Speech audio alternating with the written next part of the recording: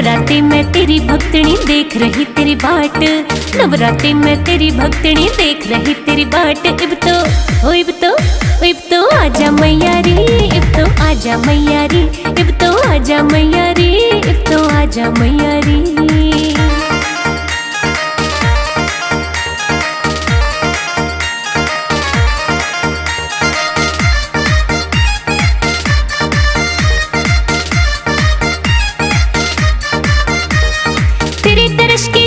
छोटे सारे काम जरूरी, तेरे खातिर तैयार करे मन छोले हलवा पूरी। तेरे दर्श के चाव में छोटे सारे काम जरूरी, तेरे खातिर तैयार करे मन छोले हलवा पूरी। भोग तो लाजा मैया रे, इब तो आजा मैया रे, भोग तो लाजा मैया रे, इब तो आजा मैया रे।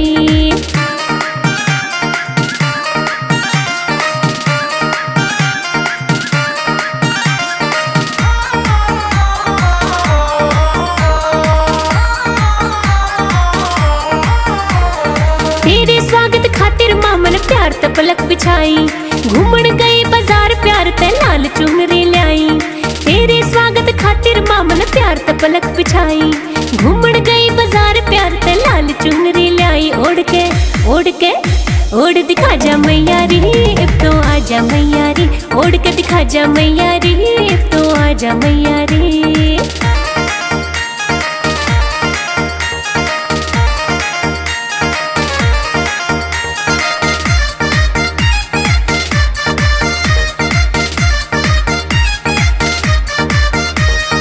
रोज रोज ना आता मारी नवरात्रि का मौका, गंगा जल भी ले आई और प्यार करे मन चौका।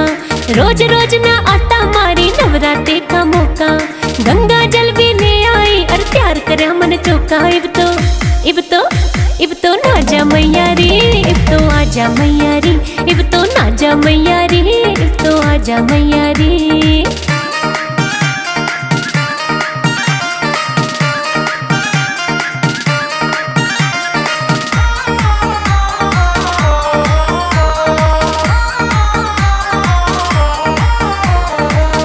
दर्शन करता माँ कोई अच्छी किस्मत आड़ा, तू तो जाने तेरी भक्तनी रोज रटे तेरी माला। तेरे दर्शन करता माँ कोई अच्छी किस्मत आड़ा, तू तो जाने तेरी भक्तनी रोज रटे तेरी माला। भाग जगा जा मैया रे, इब तो आजा मैया रे, तू भाग जगा जा मैया रे, इब तो आजा मैया रे। नवरात्रि में तेरी भक्तनी देख रही तेरी बाट, नवरात्रि में तेरी भक्तनी देख रही तेरी बाट। इब तो आजा मैया रे, इब तो आजा मैया रे, इब तो आजा मैया रे, इब तो आजा मैया रे।